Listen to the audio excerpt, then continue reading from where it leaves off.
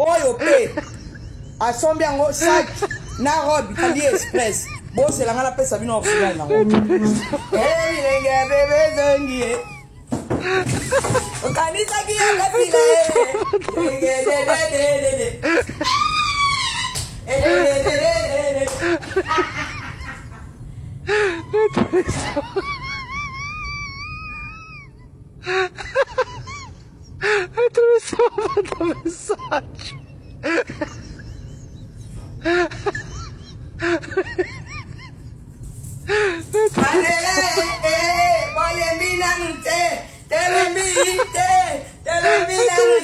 Mama kilo aya kide abeta bila kwang ping aya bede abeta dala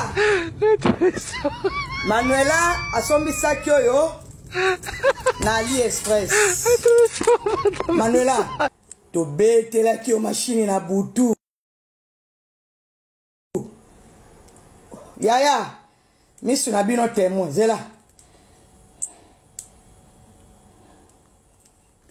Regardez ça. Tu as vu ça? Bon, mon yango.